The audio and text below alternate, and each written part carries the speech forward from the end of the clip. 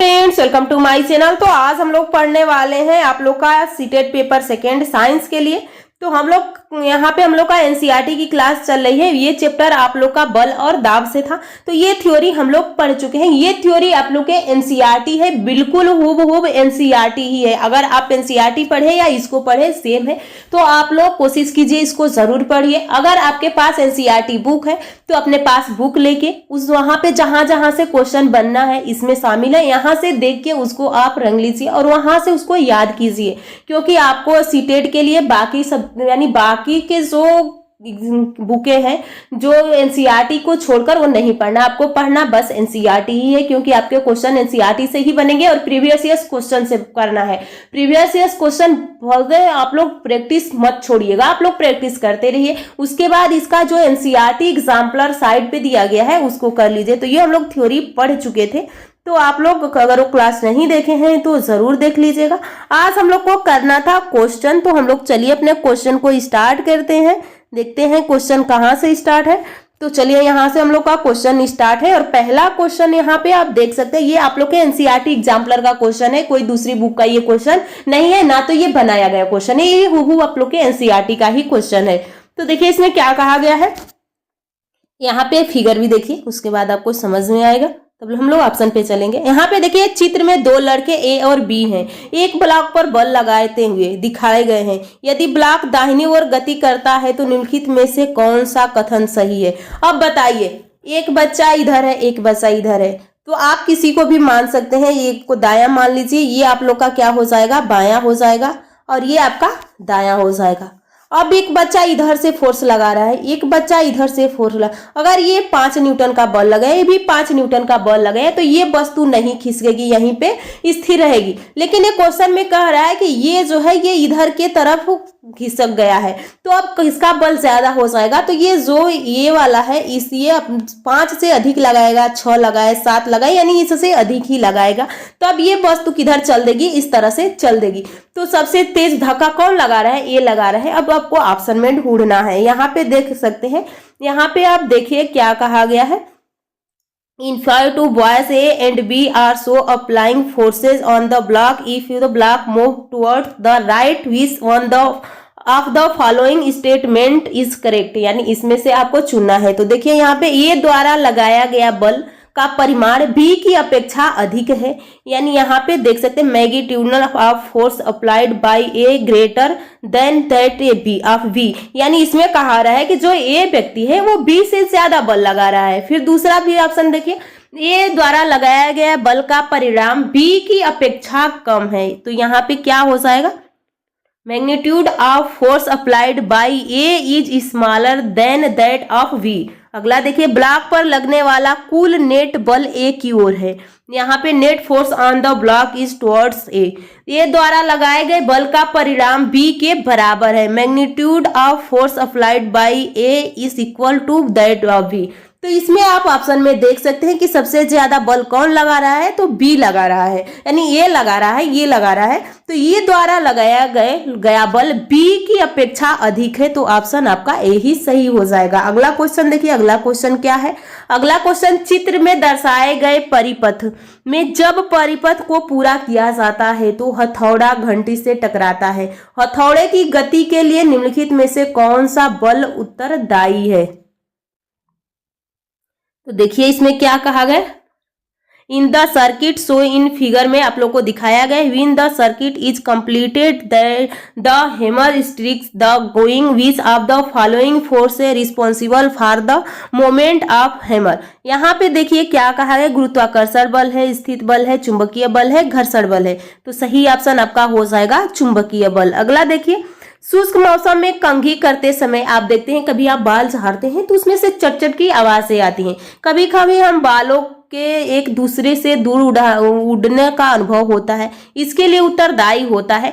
तो यहाँ पे गुरुत्वीय बल है, स्थिर विद्युत बल है, घर्षण बल है या चुंबकीय बल है, तो ये आप लोग का स्थिर विद्युतीय बल हो जाएगा। अगला क्वेश्चन देखिए, अगला क्वेश्चन क्या है, चित्र में जल से भरा एक बर्तन दर्शाया गया है। जल के दाब के संदर्भ में निम्नलिखित में से कौन सा कथन सही है? इसमें से आप साधारण भाषा में समझिए, ये आप लोग का एक वस्तु है यानी 3 वस्तु है। अब बताइए दाब किस पे सबसे ज्यादा है?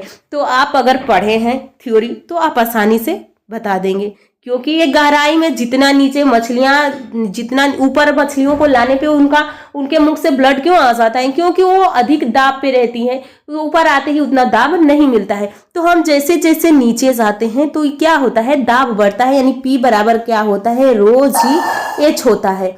अगर हम लोग जितना H गहराई में यानी P बढ़ाएंगे तो यहाँ पे H भी बढ़ेगा। अब जैसे P यानी आप लोग दाब बढ़ाएंगे गहराई बढ़ेगा, अगर गहराई बढ़ा रहे हैं तो दाब बढ़ेगा।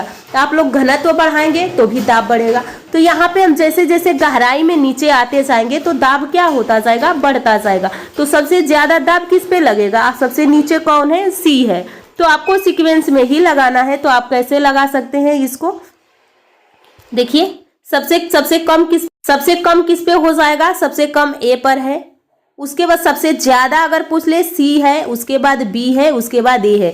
तो सबसे कम किस पे है? ए पे है। तो यहाँ पे देखिए इस तरह का किसमें दिख रहा है, तो सबसे ज्यादा सी पे है, फिर बी पे है, फिर ए पे है। तो आपका ऑप्शन डी सही हो जाएगा। अगला क्वेश्चन देखिए, 2 वस्तु एक दूसरे को प्रतिकर्षित करती है या प्रतिकर्षण हो सकता है, कैब होगा? केवल घर्षण द्वारा, केवल स्थिर विद्युत बल द्वारा, केवल चुंबकीय बल द्वारा। चुंबकीय बल और स्थिर विद्युत बल, यानी आपका सही आंसर हो जाएगा ऑप्शन डी। अगला क्वेश्चन देखिए, निम्नलिखित बलों में से कौन सा बल संपर्क बल है? संपर्क बल का मतलब कि जो आपके शरीर से टच हो रहा है। तो घर्षण बल जब हम पृथ्वी पे चलते हैं तो हमारे पैरों से भी टच होता है, या घर्षण बल बिना संपर्क का होगा ही नहीं, तो गुरुत्वीय बल नहीं होगा, चुंबकीय और स्थिर बल नहीं होगा, आपका सही हो जाएगा घर्षण बल। अगला देखिए, यहाँ पे देखिए पानी के एक टैंक में चित्र में दर्शाए अनुसार ए बी सी और डी बिंदुओं पर 4 टोटियां लगी हैं। यहाँ पे एक टोटी है, यहाँ पे आप देखिए बना दे रही हूँ, यहाँ पे एक है, यहाँ पे है, फिर यहाँ पे है और यहाँ पे। यहाँ से क्वेश्चन पूछा जा चुका है। तो पूछा है कि लगी हुई है किन टोटियों में पानी बराबर दाब से बाहर की ओर प्रवाहित होगा? तो बराबर दाब पे पूछा है, यानी सब पूछा है इनमें से बता दीजिए किसमें प्रेशर बराबर है। तो ए पे सी पे, ए पे कम प्रेशर है, सी पे ज्यादा है, ए पे कम है, बी पे ज्यादा है। ए और बी की अपेक्षा सबसे ज्यादा प्रेशर किसका है? डी का है। लेकिन यहाँ पे बी और सी देखिए ये दोनों क्या है? बराबर पर है, तो इन दोनों पे प्रेशर क्या है? बराबर है। तो सही ऑप्शन आपका बी और सी हो जाएगा। अगला क्वेश्चन देखिए, अगला क्वेश्चन यहाँ पे एक चित्र दिया गया है और यहाँ पे आपसे पूछा गया है कि चित्र में दर्शाए अनुसार किस मेज पर एक ही ईंट को 3 भिन्न भिन्न प्रकार से रखा गया है। तो ईंट द्वारा मेज पर लगाया गया दाब पूछा गया है। तो इसको यहीं पे समझ लीजिए, उसके बाद हम लोग ऑप्शन पे चलेंगे। तो यहाँ पे देखिए आप लोग को पता होगा P बराबर F अपन क्या होता है? ए होता है। ये आप लोग का दाब का फॉर्मूला है। अगर दाब बढ़ेगा तो एरिया घटेगी। देखिए यहाँ पे जिसका दाब बढ़ेगा एरिया, अब इसमें से आपको देखना है कि एरिया किसकी कम है। इसकी एरिया इतनी है, इसकी एरिया इतनी है और इसकी एरिया बहुत कम है, यानी इतना ही इसकी एरिया दिखाया गया है। यहाँ पे आप देख सकते हैं कि इसकी एरिया कितनी है, इसकी एरिया बहुत कम है। तो P बराबर क्या होता है? F upon A। अब जिसकी एरिया कम होगी उसका प्रेशर क्या होगा? ज्यादा होगा। तो पूछा कि मेज द्वारा लगाया गया दाब, तो अब ऑप्शन पे हम लोग चलते हैं। ये का दाब सबसे ज्यादा है, तो ऑप्शन देखिए यहाँ पे ऑप्शन दिया गया है। ऑप्शन देखते हैं ऑप्शन में क्या पूछा गया है।